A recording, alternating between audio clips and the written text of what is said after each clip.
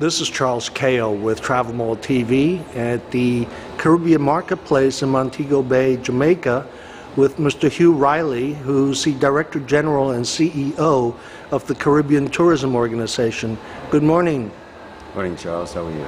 Very good. Very good. A lot, as usual, happening in the forever developing cycle of tourism industry in the Caribbean. And so pleased to hear about the new joint venture between the private and public sector for the Caribbean Tourism Development Company. What's the founder's vision of where it might be ideally in 3 to 5 years? Well, it's an interesting question. I will use your word vision, and I will say that the vision for the Caribbean, from the Caribbean Tourism Organization's point of view, is to position the Caribbean as the most desirable year-round warm weather destination within a specific period. So let me just repeat that. To position the Caribbean as the most desirable year-round warm weather destination. There are several touch points there.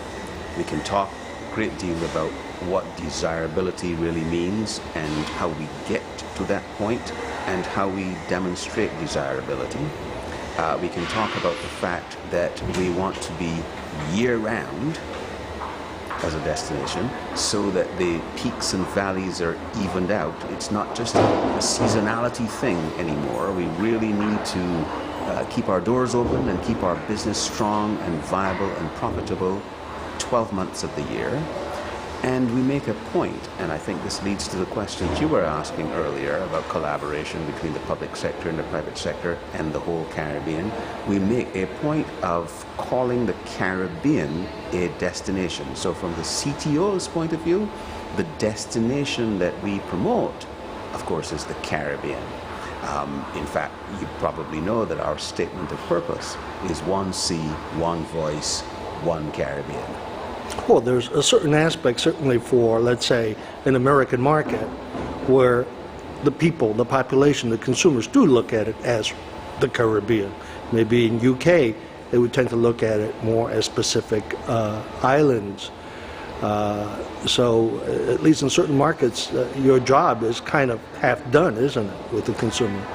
Always our job is the same, and that is to make sure that consumers, wherever they're coming from, understand that there's a tremendous amount of variety, diversity in the Caribbean. I mean, in the CTO's Caribbean, there's French and English and Dutch and Spanish and small islands and big islands, and some are not islands at all, and some are mountainous, and some are flat as pancakes, and some have rivers and waterfalls and black sand beaches and white sand beaches. There's a tremendous amount of diversity in all of that.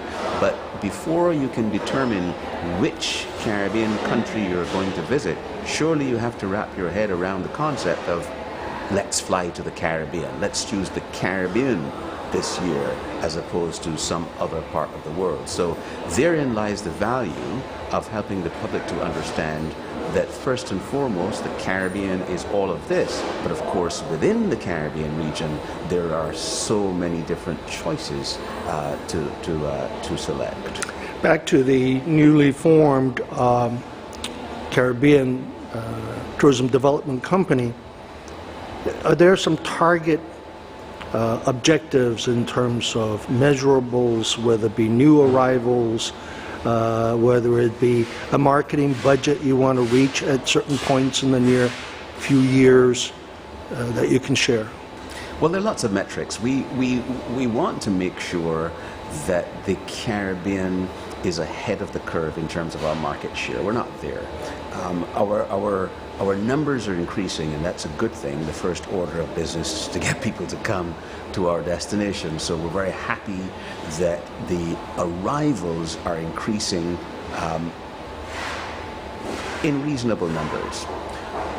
What we have to be concerned about, of course everybody says this and it's absolutely true, is that we have to keep watching the spend as well, because we need to stay profitable. So that's another very key metric, not just for the arrivals to be counted, but for the amount of, for the profitability to be good.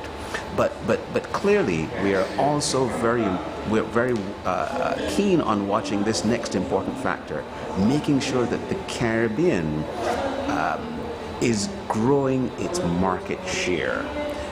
The UN World Tourism Organization says that we now see over 1 billion people traveling internationally. So the numbers are growing all the time. We want to make sure that our share of those growing numbers is also strong and getting stronger all the time. Now, we need budget to do that. We need a collaborative effort between the public sector and the private sector. We need our members, both on the CHTA side and the CTO side, to ensure that they too are contributing to that success and contributing to the means to achieve that success. So you're right, we have to keep on making sure that we have the funding to make the CTDC a successful reality. And what is success? It is those metrics that we mentioned. Profitability and growing market share. In the UK market, they have this new APD tax, airport tax, that many of the ministers, and as we are here in Jamaica, I've heard Minister Bartlett, when he was in office, speak passionately against it, and other ministers. A lot of what they talked about seem to go, at least with the UK politicians, deaf ears, right? They wanted that tax money, revenue, the government. And what is the next step as you speak to within CTO and the private sector as far as dealing with this tax? How has it affected the last year for arrivals? Well, first of all, the air passenger duty has been around for a long time. The troubling factor about it is that it discriminates against the Caribbean in its mechanism. So the way how the tax is computed on the basis of distance from capital to capital clearly discriminates against the Caribbean when you realize that the Caribbean is paying more in tax than some destinations that are further away. So it's a nonsense to compute it that way. That unfair, discriminatory aspect of it has been brought to the attention of the UK government on a number of occasions. And in fairness to them, they have accepted that argument. They have articulated our position.